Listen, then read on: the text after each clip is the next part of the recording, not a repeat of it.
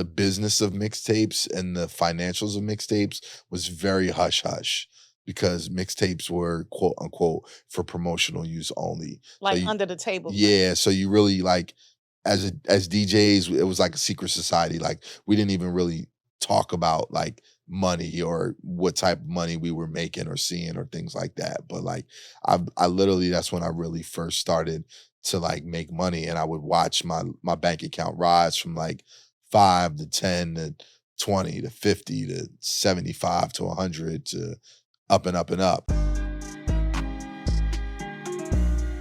Welcome back to another episode of Deposits with me, Brooke England, brought to you by the Revolt Podcast Network. And oh my gosh, what can I say about our guest today? This person is a real champion of the culture. I'm talking innovator, change maker, trendsetter. And when you hear this voice, you know it's going up.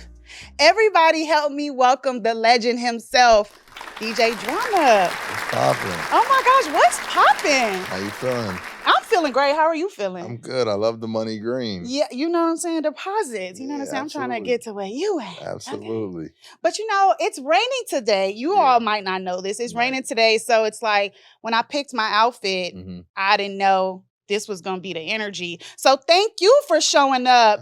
You know what I'm saying? Because you look good. Now, if I would have came in here in sweats, you know, so it's like the frequency is frequencying right now. Well, you know, Pimp C always said, you know, there's no like temperature on the camera on TV. Facts. You know, so he would wear like a fur in the summertime. There you go. You know. There's no restrictions on the drip. Nah, you know what not I'm saying? at all. You gotta turn up because you never know. Yeah, absolutely. Drama might make me go viral.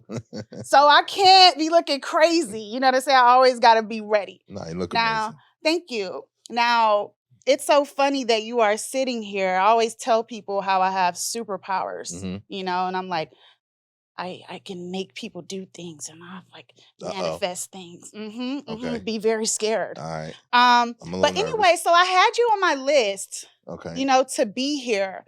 And at the time, they were like, well, we don't really have Drama Connects right now. And I was like, well, I'm going to leave it just in case. You know what I'm saying? I will not be discouraged. That's dope. And Grammy weekend, now, I was with my girl. We were walking into the Edition Hotel, and you were walking out. And she knew that I wanted you on the show because we were supposed to go to the party at the Classic Cat. Right. But we were late because doing girl things. Right. And we didn't make it. So we were walking into the hotel, and I was like in my phone, and she was like, did you see Drama? I'm like, what? I'm like, what? She's like, no, but I didn't want to say it in front of him. I was like, girl, this is not the time to be cute. Okay, I'm working. Yeah, I could have asked him like what was going on. But you know what? We went right back out and you were like gone. Like Batman.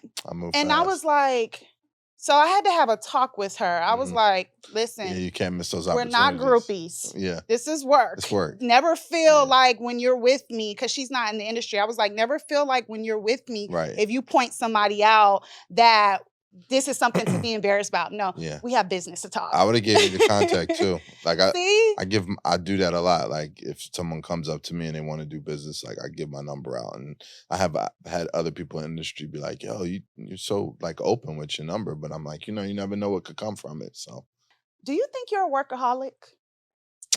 Yes. Absolutely. You have to be. Yeah. I mean, but you know, for me, it's like I love what I do, you know, and like the fact that I get to do what I love, like for this amount of time, like, and in this space, like of longevity, you know what I mean? It's like, it's such a blessing, you know, so I don't take that for granted. Sometimes I've had moments where I feel like I don't work hard enough, you know? So I've been in spaces where like, you know, I think about more work that I could be doing, you know what I mean? But it doesn't feel like work, you know? If you choose something that you love to do, like you never work a day in your life, you know? That's what they say. Yeah. So you know, I spoke to Dame, and he was saying incredible life mind is a vacation. Right. You know, he doesn't work to go on vacation. And that's something that I actually have known Dame for a very long time, and that is something that will actually always stick with me. What he said in that interview, and that's like what you're saying. Yeah, it's hard sometimes because then I'll tell people, I'll have conversations, and I'm like, yo, I gotta work, and they're like, nigga, it's not like you're a truck driver. Like going to work is you in the club, rocking a party and having some drinks with beautiful people around you, like, Yeah, so cool people doing cool things. but I mean, again, like, I've worked hard to get here, and like a lot of people obviously don't see the early grind and the days when I was like, you know, in the crib putting together my own mixtapes and going to Kinko's. I don't even know if Kinko still exists, of like making covers and like, so to be in this space, obviously I'm in a place where, I can work smarter and not harder, but like absolutely I'm a workaholic for sure. For sure. Because last year you put out 10 projects. Yeah, that's kind of wild. That's like, I'm like, especially okay. like in the climate that we're in, like putting out 10 projects on 10 mixtapes, like, yeah, that's crazy. And I'm like, okay, so I would like to assume that a lot of people in your life get upset with you. Um What time do you Explain have? that. Like, do you miss a lot of phone calls? Do you like not call people back? No, Are I'm you good like on the phone. missing?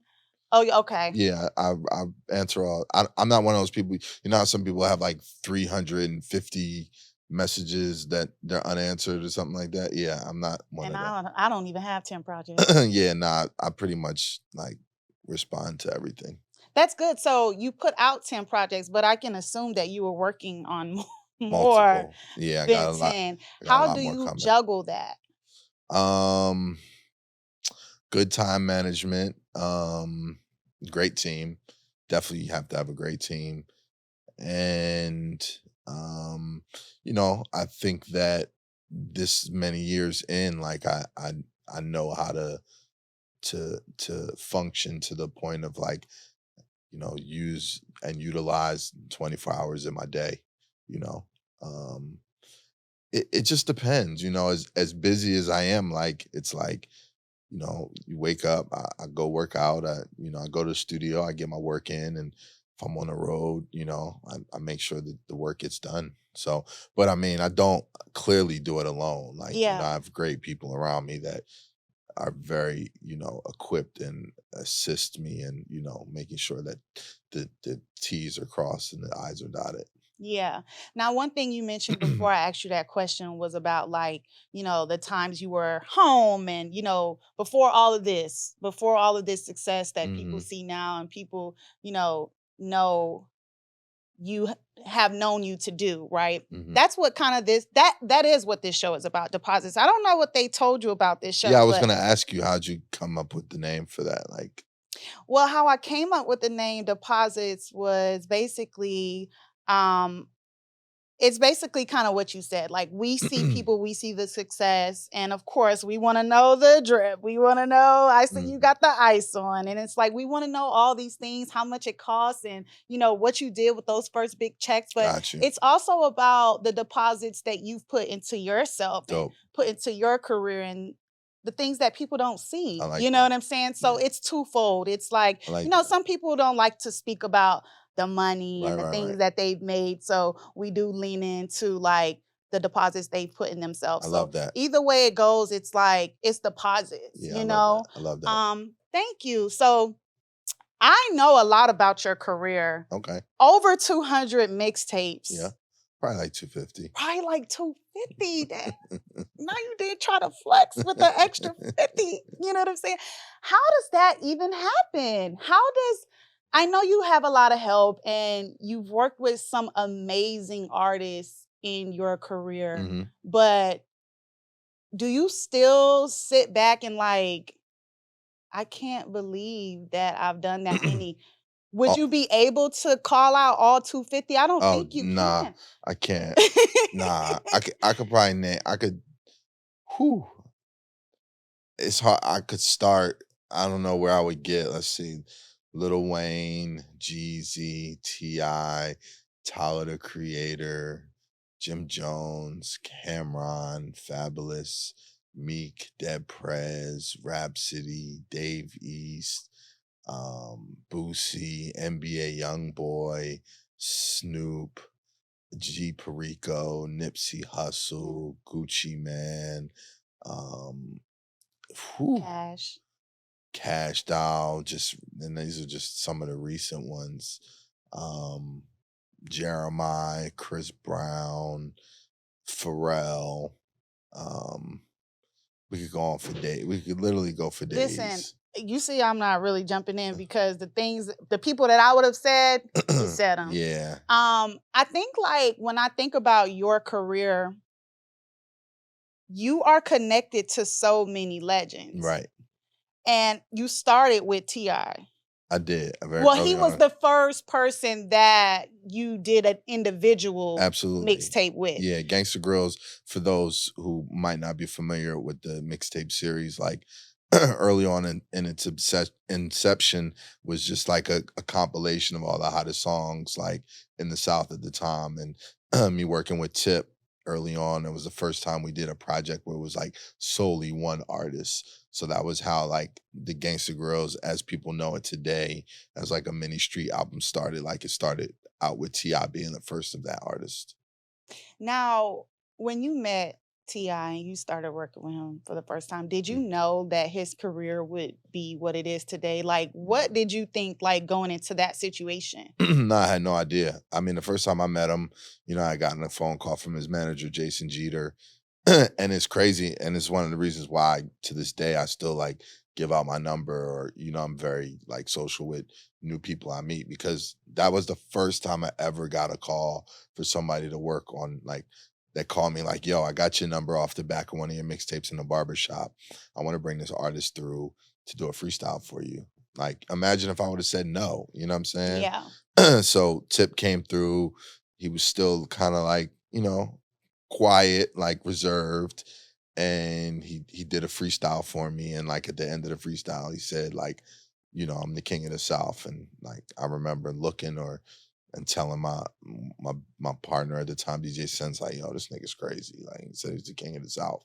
So, yeah, that ruffled a lot of feathers. For sure. Yeah, definitely. And this is like 2001 when he's saying this. Mm-hmm. But I stayed in contact with Jay Jeter, and like, we were kind of both coming up around the same time. Like the same time I was making Gangsta Grillz, they was making their mixtapes and everything. And I at some point, I definitely realized like, okay, like Tip is going somewhere. Like, his buzz in the city was really like getting to a, like top spot. And, I just by being a student in the game, I was like, okay, here's somebody I could, kind of connect to, like, DJ artists, like, and as I'm doing my thing, like, kind of come up and, it'll enhance my career in a way. So yeah, there was a period where I definitely realized like this guy's going places. Yeah, for sure. Now you say you have that thing. You say you have that kind of superpower where you can look at someone and tell they got like a. I would assume so. I mean, if you check my track record, like, I've been a part of, quite the cultural moments or quite the, the ascensions of people's career. So. Yeah, we're going to ask him about me off camera. You know what I'm saying? So let's go back a little bit, because you said that was 2001. Yeah. And you graduated from Clark Atlanta in 2000. And I know that you studied communication, but you built this brand. I mean, branding now is like so important. It's like your brand on social media, your brand and da-da-da-da-da. But at that time, no, it wasn't. So I am very curious to how you were able to bridge, your education with something that was so instrumental, like this brand of Gangsta Grill. It's like when you say Gangsta Grill, I don't care. I would say like younger generations now and, like older generation, when you say Gangsta Grill, like people are going to know what you're talking about. And then if they don't, it's like, I can't really trust them. You know what I'm saying? It's like, well, this conversation about hip hop, we can't really have it, you know, because you don't know what Gangsta Grillz is. But that is the brand, how strong of a brand you've built. Thank you. How did you, was that something you consciously did, or how did you begin to like brand, to create such a strong brand? It was a little bit of both, honestly. Like, interestingly enough, probably my favorite class when I was in school was my marketing class. You know, like, you know, I was a mass comm major, and but they make you take classes in other like fields. So I wound up taking a marketing class, and I remember being in class, like going through some of the, you know, the lessons and being like, wow, I can really apply everything that I'm learning to what I'm doing right now, like to my hustle, or to like, you know, how I'm marketing my tapes or my product or my placement, and you know, just various things that I was learning. So in a way, looking back on it, you know, I would even tell somebody that like wants to go to school or is interested in the entertainment field, like definitely, you know, I'm not gonna say be a business major, but maybe be a business minor. You know what I'm saying? Like, as much as mass comm was important to me, like I realize now I would have learned so much more, you know, being on the business side of things, because I was naturally doing all the other things, you know what I mean? And then some of it just kind of happened naturally, you know, just like from, you know, being a student of the game, or just like putting my drive and my hustle into it. But I definitely was, you know, like taking those seeds that I was learning again, like in my marketing class, and applying it to my business. So when it came to like your designing your mixtapes and, you know, handing them out, you would credit that to your marketing classes. Yeah, I would credit it to just like, you know, knowing how important all that stuff was, like, you know, being ahead of the competition, or making sure like I had a a good product that looked good. You know what I'm saying? Like, this was a time when mixtapes were, in a sense, like just even getting covers. You know what I mean? So I wanted to make sure like when people saw it, obviously, and I was a new kid on the block at the time, so my shit had to stand out. You know, I had to make it presentable for people to even want it. So I went above and beyond to make sure that I had like dope covers, like just, you know, a good product, and variations of, you know, like a neo soul tape, a reggae tape, like a, up north hip hop tape, a down south tape, down south tape. Just that I had something for everybody. You know what I mean? So, yeah, again, like, you know, I took a lot of pride into, you know, putting out like quality work, you know, time over and time again, to make sure that like I knew how important the name, like the branding of the name DJ Drama was, and I knew how important the branding of Gangsta Grillz was. Like, very early on for me, it was like I realized, okay, I'm gonna make the Gangsta Grillz brand like the biggest thing. Even before like I put all the emphasis into DJ Drama. Like, if I make Gangsta Grillz the brand, like me as a DJ can kind of utilize that platform to come up. Like, I made 10, 11, 12 versions of the tape before I ever even put my face on the cover. Right. So Yeah, I people know didn't you even know used to what, hide your identity. yeah, people didn't even know what I looked like. So I know that one of the ways that you would get money was to print out, was to create artist show tapes. Yeah, I did that a couple times, mainly for like, I did it for Jeezy. Jeezy would come through. Coach K was a neighbor of mine, and you know, I would like make him. He would do shows. He had like little shows in Macon and whatnot. So I would make him like $100 show tapes. I didn't do it for a lot of artists, but like I definitely did it for Jeezy. What are some other things that you did in that time that, you know, held you over until those big checks started coming in? I did it all. Like I one time did I DJ'd the Shakur family reunion What? at Afeni, rest in peace, Afeni Shakur's house one summer. Yeah. How did that connection I had come a about? I had a how did that connection come about? I had a friend um who hooked me up with that gig. I can't remember her name right now. But yeah, but I did it all. I mean, I would do birthday Wait, parties. don't just skip over the Okay, I won't skip SHAKUR over there. All reunion. right. What was It happening happened. at the reunion? I remember Geronimo Pratt had just got out of jail. Mm. Um, it was, I remember damn, what's the name of the group? That was the Outlaws were there. That's where I first met Edie. Mm. Um, And where was it? it was at Pac's mom's house. It was in Atlanta. And I Wow. remember her telling me, I remember her saying to me, like, Pac Pac would have loved you. You know, interestingly enough, like when I was even a kid, when I was younger, I think I was about like 16.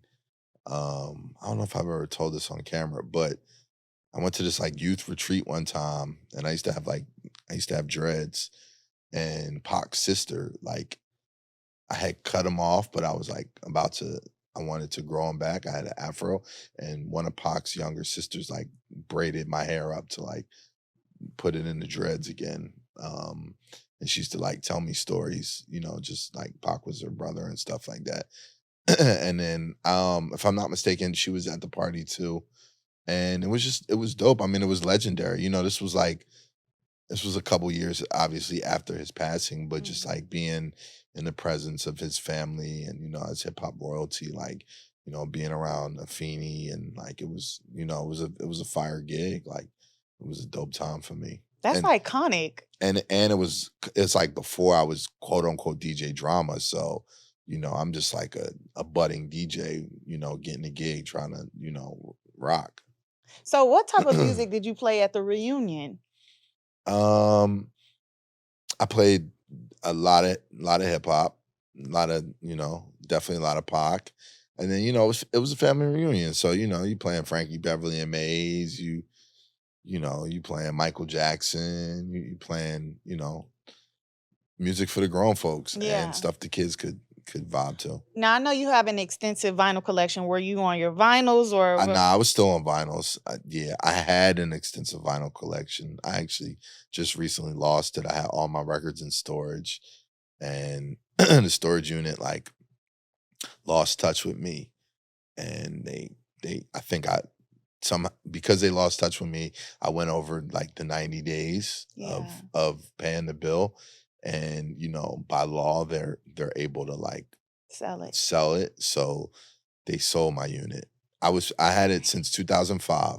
I paid them people about 25 grand, like over 17 years, and they sold my shit for $58.13.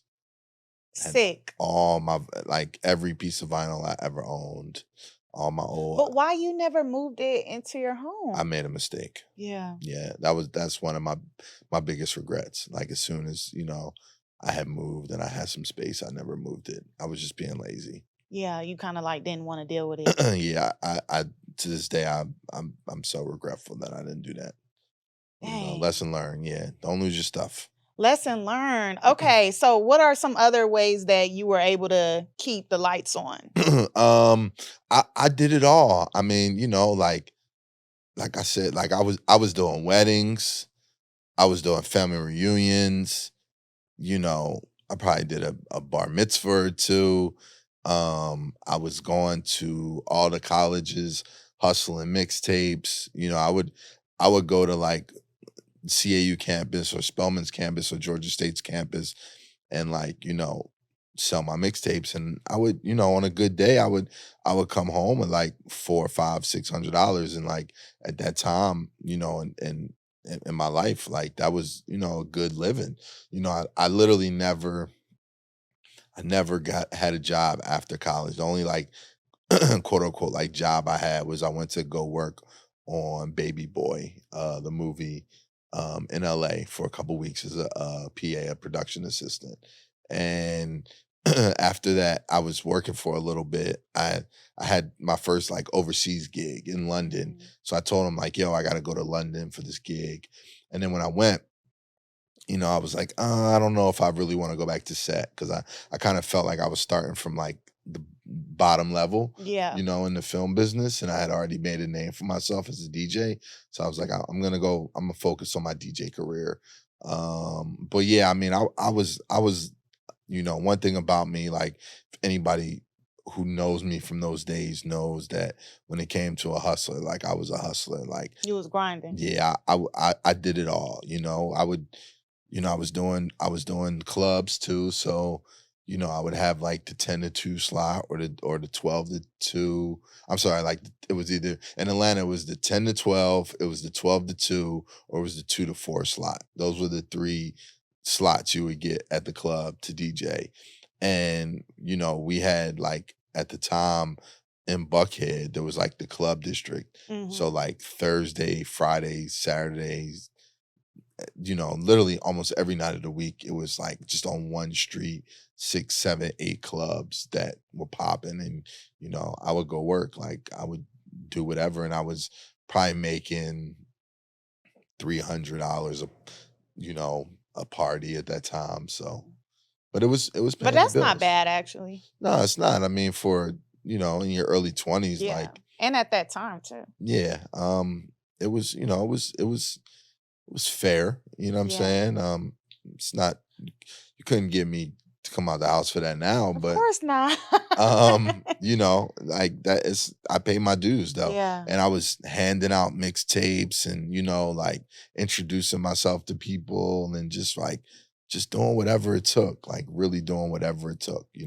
What is like a key memory you remember about, I guess, those days coming up, like as far as like struggle or, maybe days where you felt like, I don't know, like this is kind of taking a long time to pop off. Yeah. I remember there was a time when um I I didn't or I couldn't pay my water bill for like, I don't remember if it was a month or two, or I just remember having cold water for a hot second where, the times were a little tough. And during that time I remember, kind of feeling like maybe I should move back to Philly. Like maybe this thing's not working, like I had been putting in a lot of work and, you know, ends wasn't meeting. And I literally thought about like going home and trying something else. What year was that? This was like, oh 03, 04. Wow. So this Yeah. is even after. Oh yeah. This is after, this is like, it might have been before we did the tip Gangsta Grillz, but it was in the early stages of Gangsta Grillz. And it was definitely like, I had a name for myself, but it was still kind of tough making ends meet. I had just had my first daughter and I just was like, I don't know. I just remember having a frustrating moment, like, just feeling like, man, is this ever gonna pay off? And thank God I didn't, or else we might not be sitting here right now. Right. What is something that you always thought about, or what would you say that motivated you to like not give up and throw in the towel? I love what I do. Like I literally, hip hop, I live, breathe, like eat. It's like I live for this culture. And just knowing that, like knowing that I'm able to, in a sense, like, print money. Like, like my mind is the, is the equity. Like, whatever I can come up with to create is the investment, is the intellectual property. So as hard as I work or as much as I put into it is what I'm gonna get back from it. You know what I'm saying? So instead of giving up, it's like, okay, like let's buckle down, let's create something and create a product to, make some dollars. I love that. So fast forward So now, Trap or Die. Oh my gosh, I thought I was like a gangster at this time. Like I really thought I was in the street moving something because when Trap or Die, I mean, there's not really words to describe that feeling because I feel like y'all made everybody feel like they was getting some type of money in the street. Absolutely. I still hear that shit to this day. Man, I moved so much weight off Trap or Die, or yeah, I hear stories like that all day. So now in the creation of Trap or Die, because I know you credit like Trap or Die as like one of your biggest moments and accomplishments in your whole career. Absolutely. When you were making Trap or Die, like, did you know or did you feel something magical about it? Yeah, I knew it was a moment because we had already, that was me and Jeezy's second project. We had did a tape called Streets is Watching. That Streets is Watching was first, yeah. Yeah, that like murdered the streets. So when we were working on Trap or Die, Trap or Die is the first mixtape that has like a release date. And I know that sounds weird now, but like you got to think of it. This was at a time when like mixtapes just kind of like hit the streets. Like when they were done, you would see it in the store and you would go cop it. Like, but because of like how big Trap or Die was, we had a release party, which was, at one of the biggest clubs in Atlanta. So, there was a whole date set around it. So like, there was anticipation. There was anticipation. There was just like, the energy was incredible. Like BMF was at the height of what was going on. So there was a lot of that surrounded it. So like, and then, for me, like even how I approached the tape, like Jeezy was telling me like, yo, you got to talk that shit. Like, and I was early on in my rants or motivational speeches or shit talking, however you want to put it. But like, I was really finding my voice and coming into my own. And when it dropped, it was just like, man, I couldn't go nowhere without hearing it. Like nowhere. Like all my dreams had came true up to that point. Like growing up, listening to other DJs and hearing them play out of cars. And, when Trap or Die came out and I was on the road with T.I. as his DJ at the time, and we were literally going state to state on tour.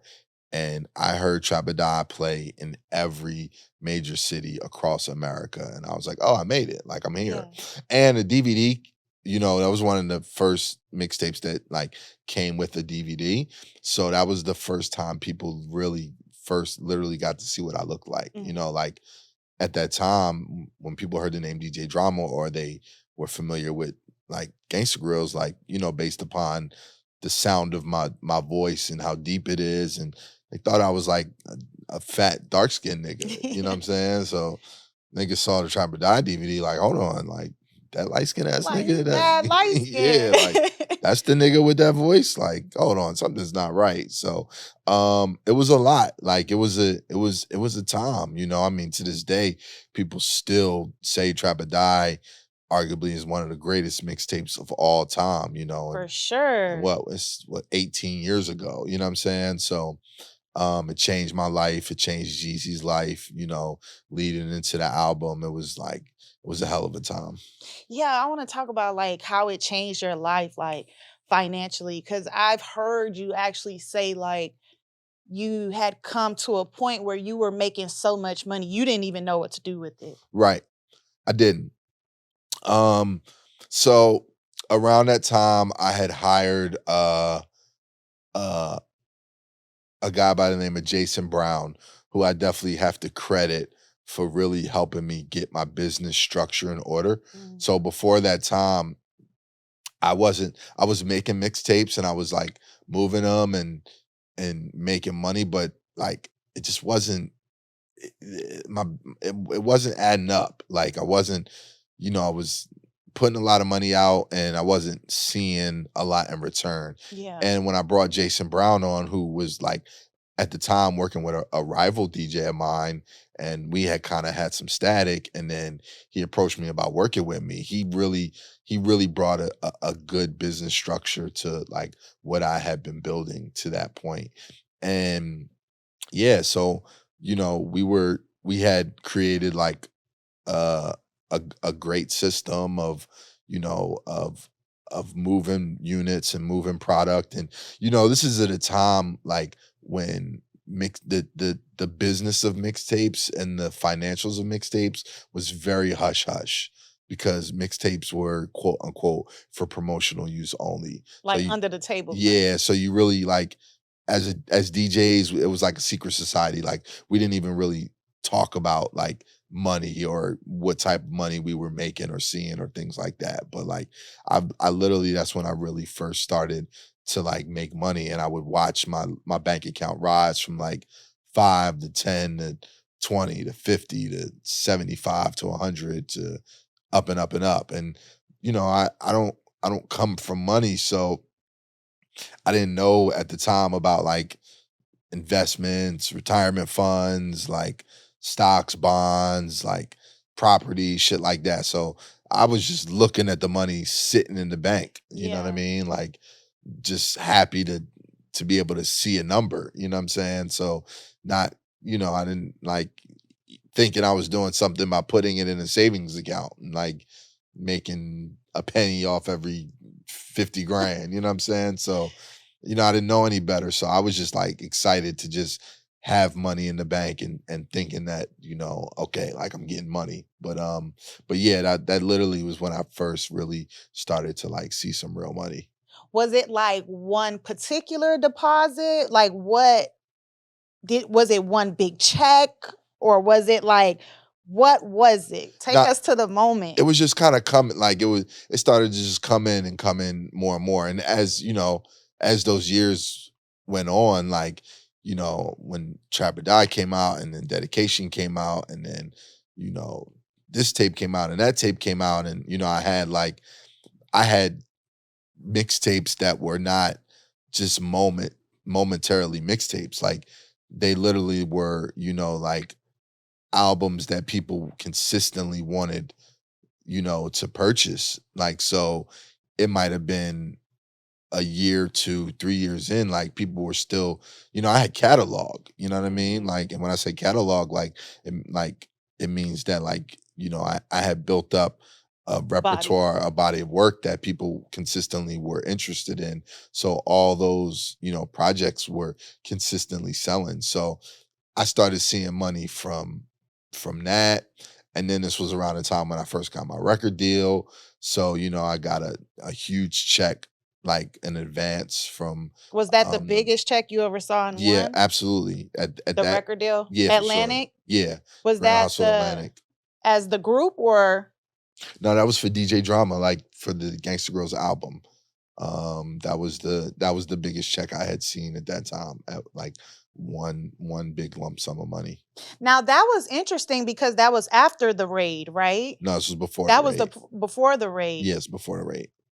So, and I do know that, okay, let me let the audience know what I'm speaking about. Mhm. So, in 2007, you got raided by the FBI because of mixtapes. You were Crazy. making this much money where they were like, I mean, the record labels had to have something to do with it, obviously. They were like, he has to be stopped. I mean, it was in conjunction with the RIAA, Mhm. which is basically the police of the record industry. Or And they certify. yeah, I mean, those are, when you get your plaques in the mail, like they're certified by the RIAA. So, they protect the Recording Academy. So yeah, the raid was in conjunction with them, which is the irony of it, because like they literally would send me plaques and say thank you. You know what I mean? So yeah, I got raided by the boys in blue and the IAA, and they hit me with a RICO charge for bootlegging and racketeering.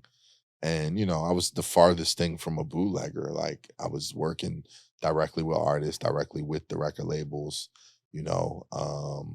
So yeah, but I mean, during that time they also like froze my bank account, and Yeah. like, you And they know, never gave it back, right? nah, they never gave back my, like, I had like a DJ drama account. I had two accounts. I had one account where we had our album budget, and they did give that back, but my other account, they never gave back, and they said that because of how the money was coming in, they couldn't differentiate what was from what, so they just kind of like kept it all. And you said, I believe it was six It figures. was definitely six figures. Yeah, a good six So, figures. like what? I Like, cried. I shed a thug tear. Yeah, it was tough. Like, you know, all this money that I would go look at every day in the bank just to see it, and then that shit said 0.00. And, thankfully I had still had some cash on hand, so I had money to play with. But, you know, I've gotten it back tenfold since, you know what I'm saying? So, when you get knocked down, you gonna see what you built for, or if you built the last, you know what I mean? You gotta get yourself back up. now that was so interesting. I mean, it was unfortunate, that that you lost everything, but it was so interesting that, the industry and, that they were paying attention to you so closely, Yeah. in this mixtape era. Hmm. How do you think that raid changed the industry as far as mixtapes? It changed everything. It was, we call it the day the game changed. I mean, like, the mixtape game took a real big hit, at the time, like, I was top of the food chain. So, it was like other DJs and websites that sold mixtapes, or it was like, damn, if they can get DRAM, like nobody's safe. So um it like it sent the mixtape game in a frenzy. But I also think that like a phoenix arose from that. Like, in the years following, in hindsight, like the mixtape business became big larger than ever, Yeah. and then like because of the way the internet was going, and the the new artists that like had been inspired by those years of those projects we were doing, started to create their own projects, and give them away through send space, or downloadable links, and sites like that Piff That and piff. Live Mixtapes were coming up and giving away like free downloads instead of people having to like actually like purchase a mixtape. So you got to see that although we were making money, it was never just about the money, you know what I mean? It was really more just about like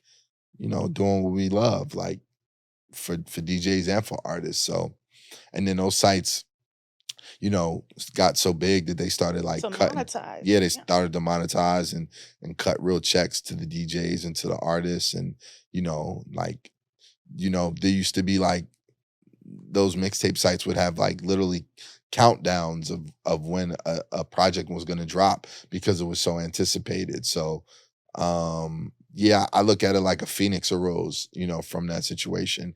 And one thing about it that I always say or talk about, like the Ray made me more famous than I was before. So Yeah.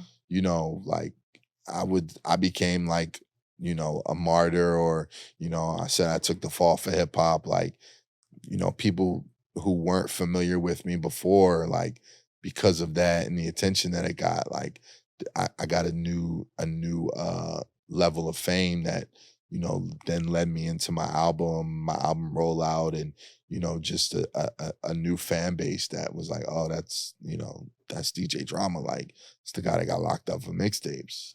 And like you said, like once that Piff and all these other sites started to be able to monetize, um, to help artists get money, a lot of artists that would never make money from mixtapes started to actually really bring in revenue from mixtapes. So they definitely have you to thank. Absolutely. Yeah. I mean, hey, somebody gotta take the charge. Where would you say mixtapes are today? What would you say the status of mixtapes is right now? I would say back to life. Thanks to yours truly. I said recently, like I brought the mixtape game back to life. I mean, it was in a space where the formula or the format that we know it today hadn't existed. Like the lines were blurred on what a mixtape was. Like, it was just a word, Yeah. a mixtape, EP, album. Like, people were just kind of throwing that out there, just like, they would use the word mixtape to take away the pressure of your album. But just recently, like, and obviously with the success of me and Tyler's project, Call Me If You Get Lost, Yeah. like the concept of a DJ and the bells and the whistles and the Gangsta Grill drops and me talking on it and running the records back, like, I kind of help, I mean, single-handedly, like, bring that formula back to life. So now you see various projects out there, like a Cash Doll or a Icewear Vezo or a Dave East, or a G Perico, with a Jeezy Snowfall, yeah. like NBA Youngboy, Snoop. So many that I've done recently with that real mixtape feel that had been missing for some time. And you won a Grammy off of Call Me If You Get Lost with Tyler. Yeah. That was actually a very competitive category. You were up against Drake, Nas, J. Cole, Donda. Yeah. I don't think, I'm not going to say I don't think, because the Academy loves Tyler, but, I think, like, for a lot of people outside, just did not see that coming. I mean, I don't think you did. You weren't even there, right? Not because I didn't know if we were going to win, but I wasn't there because, on that day, there was the Dreamville Festival in North Carolina, and I had a performance with Jeezy, Tip, Wayne during DJ DRAM and Gangsta Grillz set. So I chose to do that over attending the Grammys. But it was a full circle moment. As soon as I got to Dreamville, I found out that we won the Grammy for Best Rap Album. And, it definitely was some very, very stiff competition, I must say, but there was a piece of me that, like, felt like we had a good chance. Really? Yeah, absolutely. Did you regret not going? No, because Tyler didn't go neither. So I don't know if because Tyler didn't attend, they didn't put the category on television. And who's to say if I would have been there, if just me alone would have gotten them to do that. But so it wouldn't have been like we would have been able to run up on that stage and accept it. And yeah, I mean, being at Dreamville, performing in front of 75,000 with three guys that, are legends and, monumental in my career, like, it was I made the right decision. Yeah. I mean, album of the year is, like, iconic. No, you know what I'm saying? Absolutely. So let's talk about how the price went up. The price went up. Talk to me about the phone calls that came after that Grammy. A Grammy does some things. Like, I must say, it makes the phone ring. The prices are a little different. Were you, like, in some negotiations at that time? Were you like, you know what, actually, I'm gonna have to? No. I would never do that to nobody. I had already, just that day alone, I had just dropped the Dreamville mixtape. I had did a couple. Me and Jim Jones had just did a Gangsta Grillz. So yeah, there were already projects that were already in motion, and I think, I just think that the feel and the vibe, like, and then even for that, like, me and Jeezy and Cannon and Lake had been working on Snowfall for, like, over a year before it had initially dropped. So the idea, the conception, like, literally had happened before the Grammy win. So there were things in play already. But again, I think just the feel of what Tyler's album did, the Grammy win, like, it restored it restored the brand, you know what I Yeah. mean? It put a lot of eyes and light onto it. So and you know, for me, like again, like the money's great. You know, I love to uh to receive it, but like just to again, like to think that 20 plus years later, like the Gangsta Grillz brand is like on fire, Yeah. or you know, having this resurgence. Like, Yeah. you know, it's like, who would have thunk it? I've asked a couple people on this show that have won awards and that have been nominated for awards. Do awards matter? Do they matter? They're nice to receive. They're not everything, you know. I think that, you know, there might be people that win awards that aren't working like me, you know what I'm saying? Or others that don't have some of the accolades. I mean, of course it feels nice to be able to say Grammy award winning, or, you know, be able to like run up on that stage with me and my team at the hip hop awards and accept for DJ of the year. Like, um, you know, to be nominated in its own is quite the accomplishment. Like To be everyone, recognized. yeah, everyone doesn't even get that. But at the end of the day, it's like, you know, win or lose, like, you know, music is a little different. Like, it's not like sports in a sense where like, you know, it's clear cut and dry when people go to like the Super Bowl or the NBA finals or championships, where it's like the best team wins. You know what I mean? Like, you know, obviously we've seen at award shows or like or these type of situations where we feel like so and so got snubbed, or Yeah. this should have won, and you know, this wasn't deserving. So it's a little more opinion based. So you know, it's like one year you're excited because you're nominated, and then the next year you look up and it's like, damn, you like, how did this not get recognized? So you can't put all your eggs into that basket.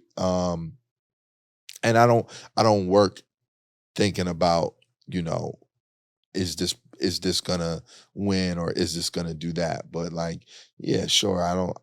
I think, you know, it would be a lie to say that it doesn't matter, but it's not everything. You know what I mean? Like the success and the, you know, the love from the people, and the continuation of, you know, being able to do what you know you do is the most important thing. Yeah. Okay. Well, Generation Now, your label, did you ever see yourself as a music executive? Did you ever know that this would be a part of your journey? Um, it it was an organic evolution, you know. Because now you in your corporate bag. Yeah, yeah, I'm a man of many hats, no pun intended.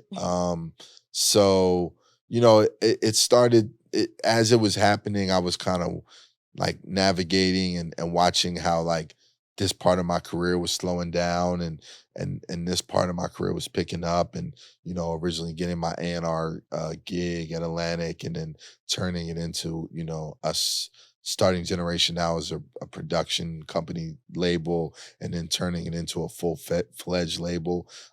So, you know, a lot of it initially like started because um I built a studio in Atlanta called Main Street Studios. Yes. And Iconic yeah, definitely recording studio. definitely very iconic recording studios. And as I was building that studio, it just became a hub for like a lot of what was going on in the city and within the culture in Atlanta. So, you know, when me and my partner Lake were putting together albums at a certain point in my career, like, you know, we had the opportunity to sign a few artists, and you know, so like the position of like turning it into a record label was kind of brewing, and kind of like it was happening without us even really realizing that that's the direction we were going in.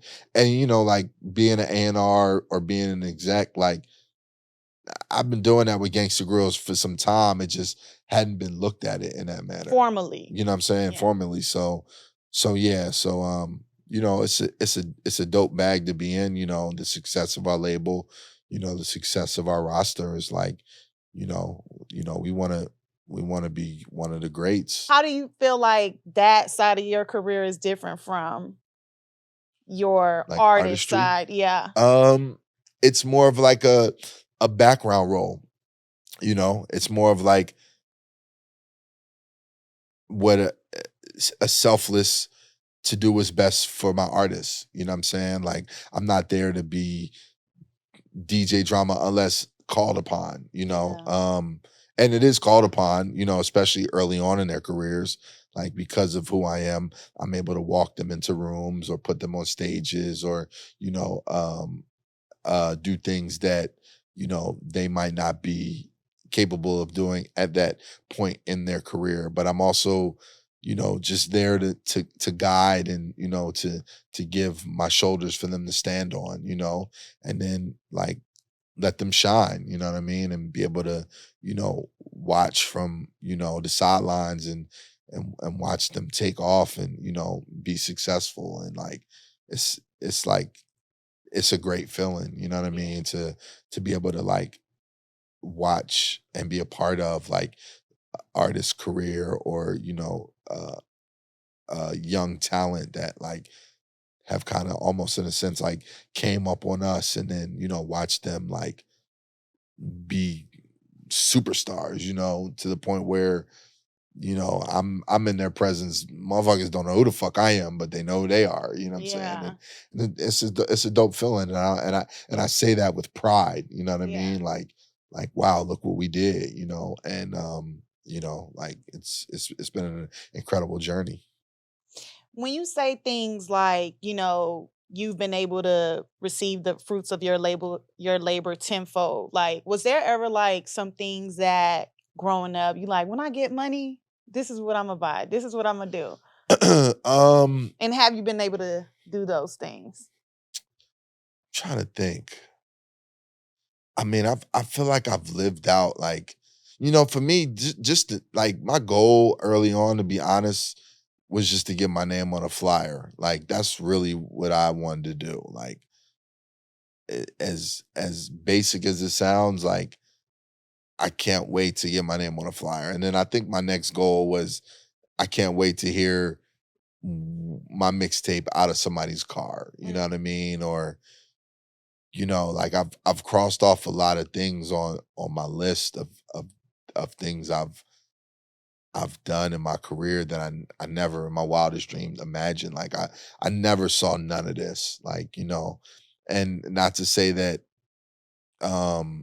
you know, I didn't work towards it, but it was just like, you know, I was just doing what I love to do, you know what I mean? And I knew that you know, I definitely knew I wanted to be one of the greats and I believe in manifestation.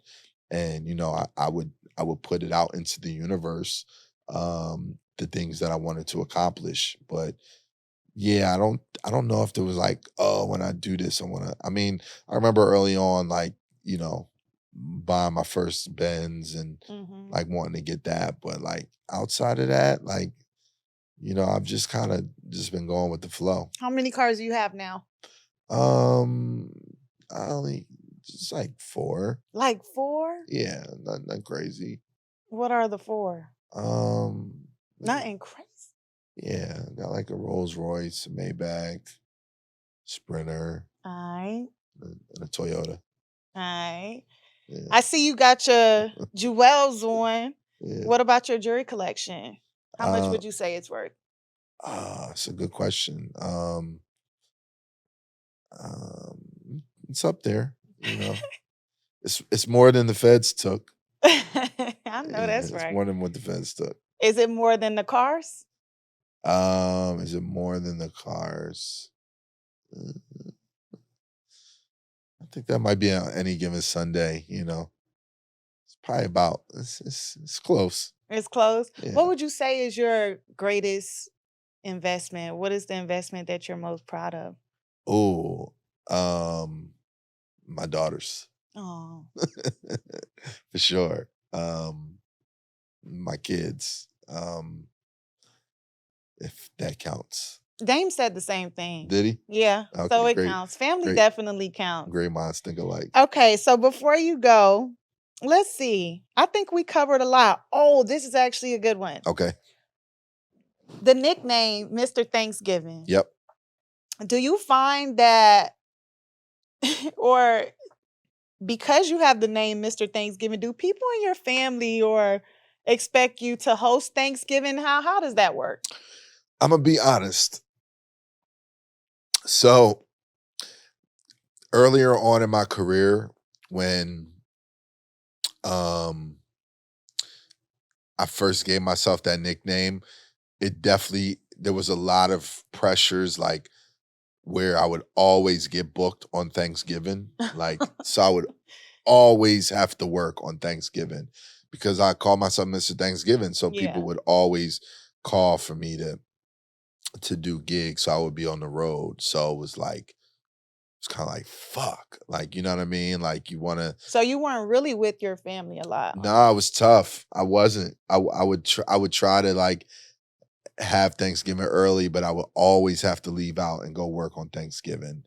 And but I also will say that one of my not regrets, but something I never really took advantage of too is the name. Like, you know, by now I should have been able to have a fucking Mr. Thanksgiving festival sponsored by Coca-Cola and Walmart and Target. Like, stop playing. You know what I mean? Like, if I would have really knew then what I know now, like what Mr. Thanksgiving would have been a way bigger thing in 2023, you know, because I've literally been calling myself that for what, 15, 16, 17 years. So it should have been I didn't take full advantage. So is that something you're thinking about? It's not too late. It's definitely not too late, you know. But yeah, Thanksgiving has definitely, you know, been a holiday that's, you know, always meant a lot. And I still get a lot of like, you know, like on social media, people like on Thanksgiving show me a lot of love and say happy DJ Drama Day, or, you know, like Mr. Thanksgiving, shout out to Mr. Thanksgiving, you know. So it's pretty dope. Oh my gosh. So we've been really into our conversation. I've completely forgot about a lot of questions that I wanted to ask you. Okay. Now I want to go back because I think this is a good one. I know, like in the beginning of your career, or even sometimes now, like it's hip hop, you might be working with an artist that does not really get down with another artist that you might want to work with. And I know, like in the past, like when you were rocking with Jeezy, you didn't rock with Gucci. When you wasn't rocking with Jeezy, you rocked with Gucci. Do you ever find yourself in those predicaments now where it's like, you know what, I'm gonna turn down a bag because I'm trying to be loyal to XYZ? Boy, the name DJ Drama, boy. If I would have known, I would have named myself DJ Peace Treaty. I've definitely been in some pickles. Yeah. But you know, I mean, like,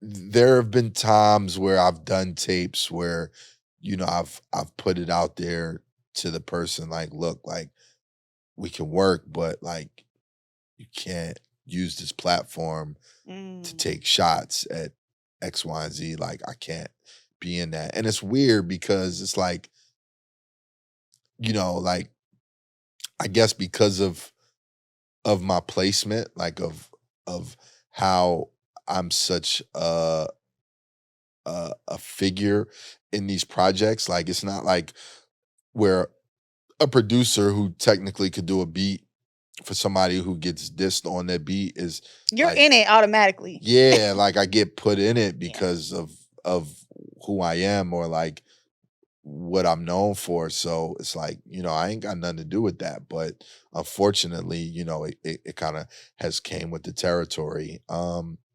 So it's been times where, you know, it's hip hop, you know, so it's always going to be competitive. You know, everyone doesn't like each other. Like, it's rap music. Like, you know, people like to take shots at each other, and then, you know, sometimes the shit's subliminal where, you know, I might, to be honest, even miss it. You know what I Yeah. mean? So Would you leave money on the table today? absolutely. Mm. Yeah, for sure. Like I'm not, if there was, if there's a situation, or, you know, there's somebody who is, has a problem with somebody that I have some loyalty to, 1,000%, you know, as respectfully as I could, you know what I mean? Like, Yeah.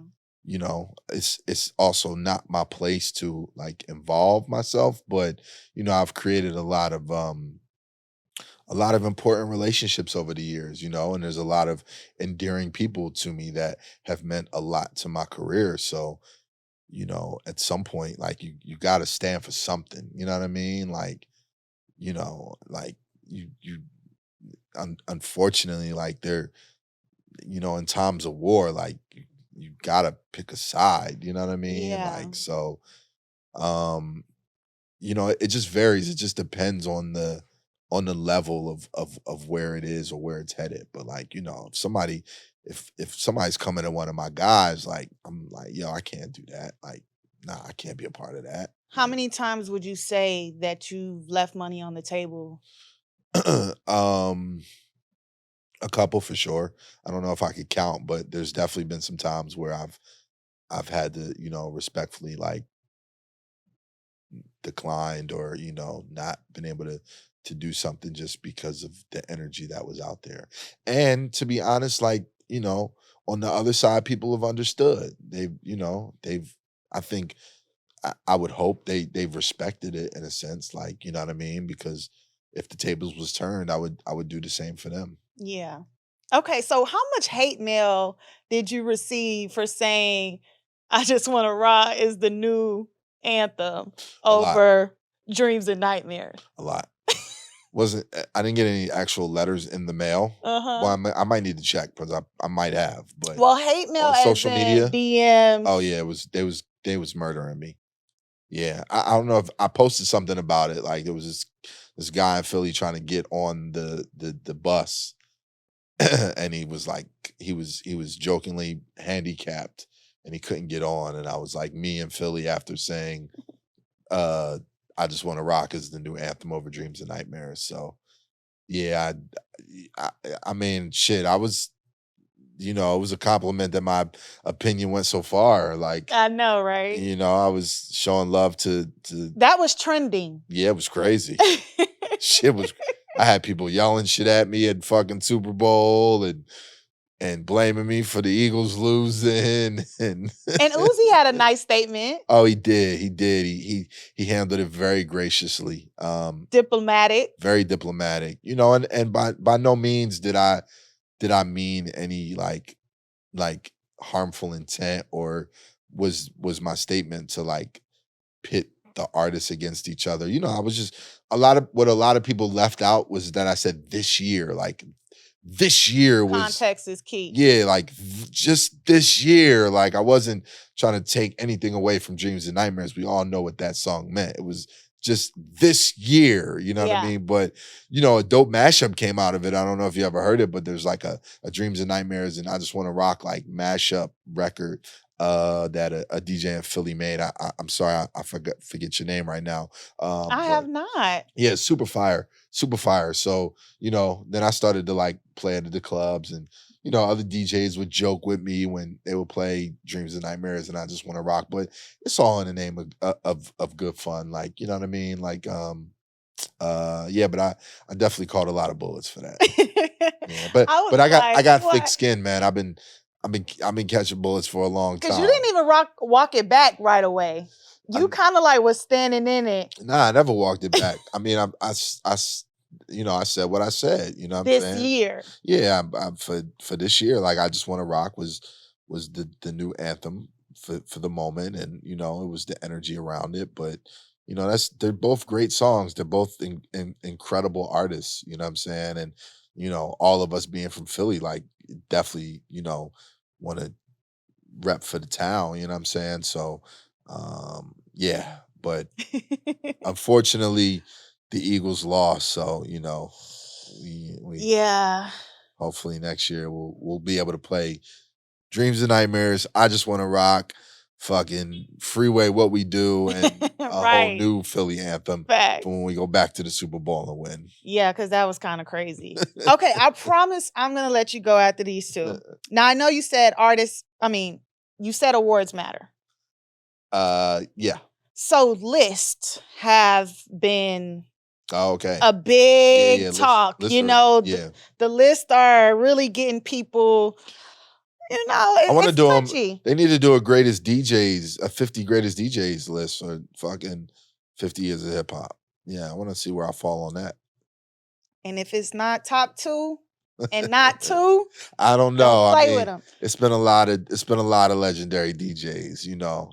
I would. I'm when it comes to the run has to be included. No, the run is important. The run is important, and if we talking just relevancy mixtape series, like hands down, I got that number 1. Yeah. But if we're talking about hip hop DJs, it's a lot of greats. Like it's a lot of greats, but I would assume, I'm just like assuming, they're gonna say Impact. Yeah, but wherever I land, if it is in one of those spots, it's gonna, again, those lists like bring up a lot of chatter, and what I'm saying, there's DJs that we're talking 50 years, so we're talking from Kool Herc to the conception of hip hop now. You know what I'm saying? So it's like it's tough, but maybe it'd be dope just for them to do 50 DJs and not even have like a order, just like the most important 50 DJs of all time in hip hop in the last 50 years. That would be cool, but order they have to put the order. Come on now. That's too, like, you have to push the needle. But let's talk about Billboard's list, top 100 rappers of all time. I just want to say the top 10 because I really want to know what you think. Oh boy, we about to go viral. Billboard top 10. Okay. All time. All time. Order. This is an order. Got you. Jay-Z, Kendrick, Nas, Tupac, Eminem, Big, Wayne, Drake, Snoop, and Nicki. I hear you. You want to know my thoughts? I want to know your thoughts. We want to know your thoughts. It's definitely people you have worked with are there. Andre 3000 is not in that top 10. He was 12. Who was 11? Ye. Kanye. I don't know beyond 12. I just happen to know 12. It's tough. Like, we're talking 50 years. You know what I'm saying? So it's like, we talk like when you talk like Mount Rushmore, is like, there's got to be like generational Mount Rushmores. You know what I mean? Yeah. Like, like even with that list, like, where does somebody like a Rakim go, or like a KRS-One, like, and not to take away from any of those in that top 10, like where'd they have Wayne at?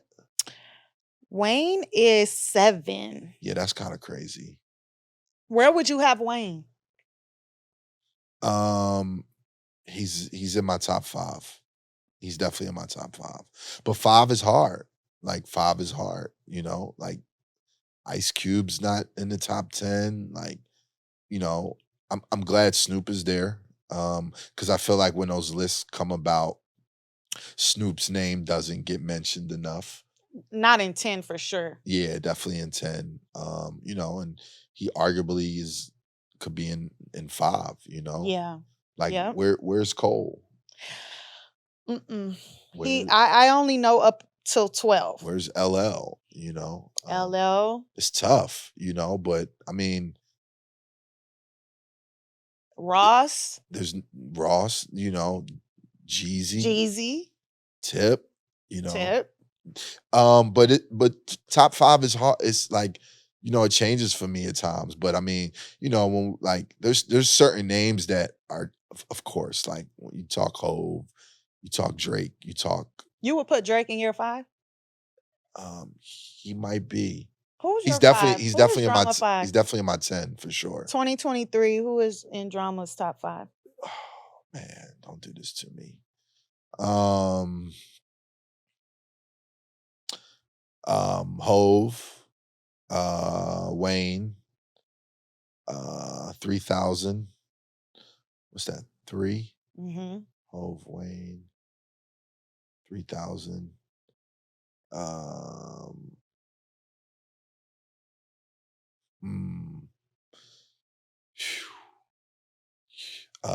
Big. You know, I'm gonna go Snoop for the day. Okay. I'm gonna go Snoop for the day. That's solid. Yeah. Well, okay. But I'm you know, I mean, I didn't say Drake neither, did I? No. Like, yeah, Is he like an honorable mention? Nah, definitely not an honorable mention. Like, would you put he's up there. Like, okay. He's top 5.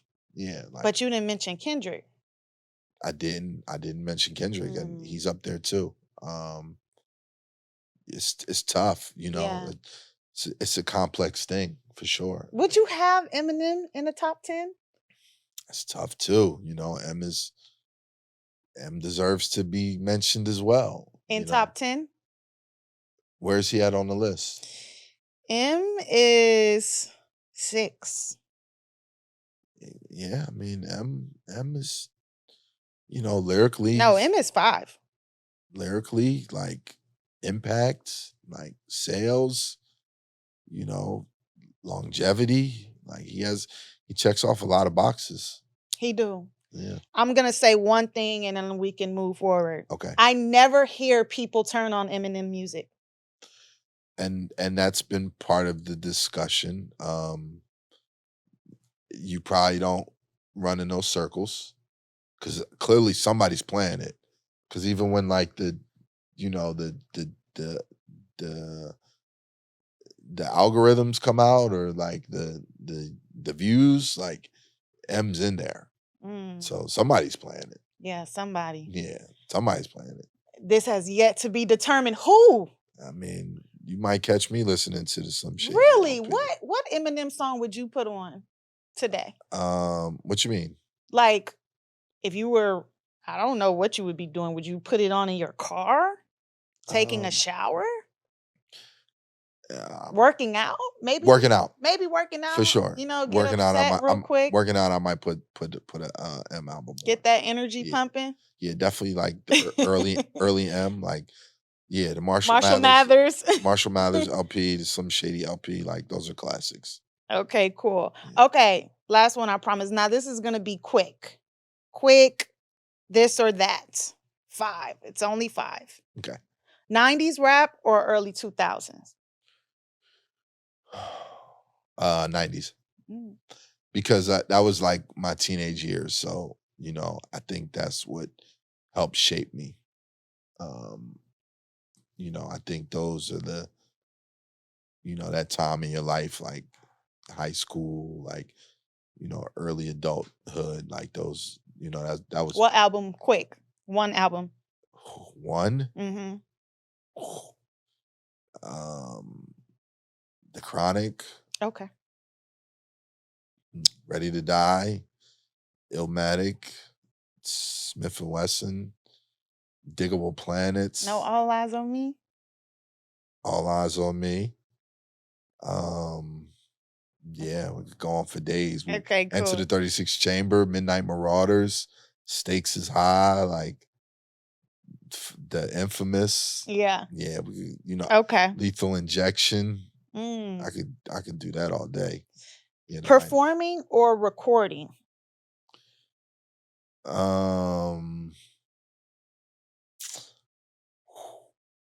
It's tough. You got a shot? We can do both or something. I can do both. Like we don't drink on this show. That's tough. Like, you know, because like for me, you know, me recording and me being in that creative space is is, I think, what got me here in a sense. But I love to also be in front of a crowd and like to be able to like do my thing like on stage. So it's tough to pick one. I would probably just say recording, just because I think that's what I mean, like, don't get me wrong, like I'll fuck a stage up or I'll fuck a party up. But when people think about me, like they think about hearing my voice on projects. So I would just say recording. Yeah. Okay, promotions or A&R? Promotions or A&R? A&R. A&R? Yeah.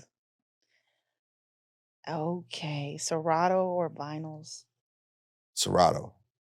For sure? 100%. I do not listen. I'm glad I went through that era. It's nothing like having records or vinyl is an important part of the culture, like having a piece of vinyl. But as a DJ, them years of carrying crates and being the first and the last in the club, like being able to walk in here with a backpack and a computer full of 100,000 songs. Thank you, Serato. You changed all of our lives. There was a time in a space where a DJ would only be able to drive a SUV or truck. Like you're not getting DJs and Ferraris because you fucking had to have something to put all your big ass crates in. Straight labor. Yeah. So yeah, Serato is Oh gosh, this last one. I don't know. Should I say it? Should I not? Here we go. Where we going? I'm sick of me. Trap or Die or Dedication? Don't do it. Don't do it. For the culture. Don't do it. Should we take it? You answer. Oh man, I can't. Me neither. Okay, I can. Okay, go ahead. Okay. You're gonna say Trap or Die. Of course. But I know I don't want any hate mail, but but Wayne is actually, see, I love Jeezy. Jeezy is like my favorite rapper though. So, of course there's bias in there, but I would actually have Wayne in my top 5.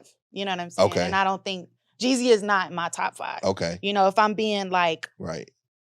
If I'm just going by the rules and not my favorites, I have Wayne there, but I don't have Jeezy there. Yeah. So I've obviously been asked that question multiple times and I've changed my answer at various times, but it's literally like picking a child. Yeah. You know what I mean? Like I wouldn't be here if it wasn't for either of them. So, they're both, going down in history as some of the greatest mixtapes of all time. Oh man, thank you so much, DJ Drama. Thanks this has really, truly been fun. I appreciate it. All your interviews are so cool. Good looking. This one is on the list also. You know where to find us at Deposits Podcast. You know where to find him at Drama Like the DJ. Yeah, I really like that album. Make sure really like that. Make sure you cop that. And make sure you like and subscribe. And until next time, peace.